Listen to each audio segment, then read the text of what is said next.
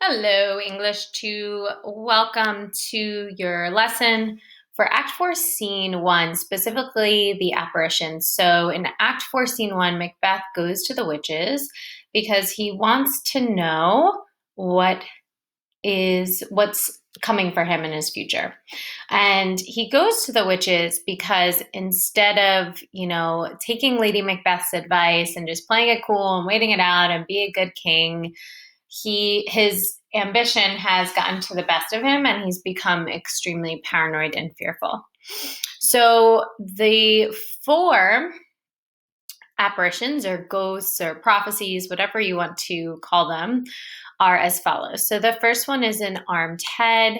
I've also in production seen this done as a head on a spike, or a person coming from war, like a warrior. And the quote is, "Beware Macduff, beware the Thane of Fife." So this ghost, this prophecy symbolizes Macduff.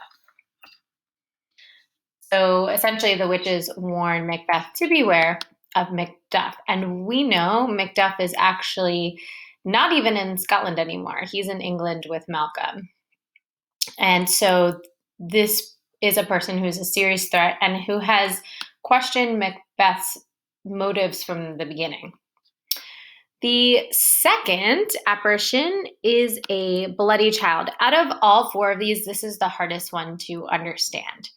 And the second apparition quote is, "None of woman born shall harm Macbeth." Well, interesting, because isn't everyone born of woman, meaning we come from our moms? Yes. However, there are two ways you can be born from a woman.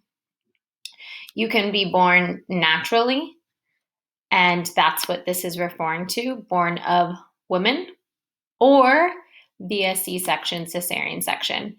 Now, in Shakespeare's time in the 1500s and in Macbeth's time in the early 1000s, it would be super rare to be born of a C-section, but it would be possible. Granted, if a person was born via C-section, it would be unlikely that the mother would survive. So this symbolizes that Macbeth doesn't have to fear anyone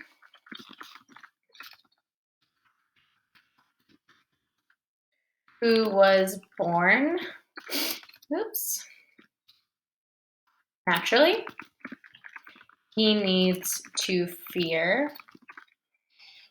a person who was born via C-section. And if we were in class, I would ask you to guess what this means, and I always get some really fun predictions and answers, but since we're going virtual, I'm just going to tell you this one. This is what it means. Okay, so bloody baby, bloody child. The third apparition is a child crowned with a tree in his hand. And the quote is, "Be lion-mettled, proud, and take no care who chafes, who frets, until great Birnam Wood to high Dunsinane Hill shall come against him." And him is referring to Macbeth. So Great Birnam Wood is the forest outside of Macbeth's castle. And Dunsinane Hill is the castle where is where the castle is. So that's literally the location, Dunsinane Hill. That's where Macbeth lives, that's where his castle is, and the woods, the forest that surrounds him is Great Birnam Wood. So this means, and the interpretation of this is, Macbeth does not need to fear until the forest, so Great Birnam Wood, moves toward his castle, which lies on Dunsinane Hill. So Macbeth is like, great, I'm good, cash money, because forests can't move, so I'm fine. I don't have to worry. Interesting. We'll come back to that one. The final apparition, the fourth apparition, is a procession of kings. So there are 8 kings, and they all look like Banquo. Shout out to our Tiger King, if that's what you've been doing on this time at home. So the apparition quote is, "Thou art too like the spirit of Banquo, down thy cry does sear mine eyes." So Macbeth acknowledges that all these kings that are approaching him look just like Banquo. And this is a nod to the second prophecy in the whole play, which is that Macbeth's children should not be king, will never be king. Well, he has no descendants, right, as of now. And it's really Banquo's heirs who will be king. So this means Banquo's future heirs will be king.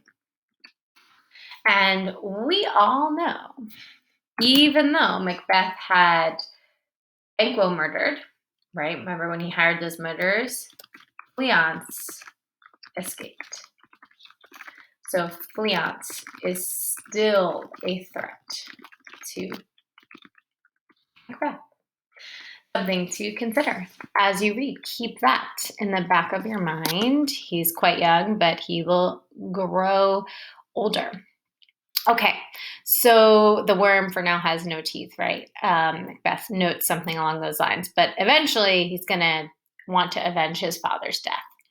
So hopefully this helps you understand our 4 apparitions, and I will also link this document in this assignment. Amazing. Let me know if you have questions. Have a glorious day, my dears.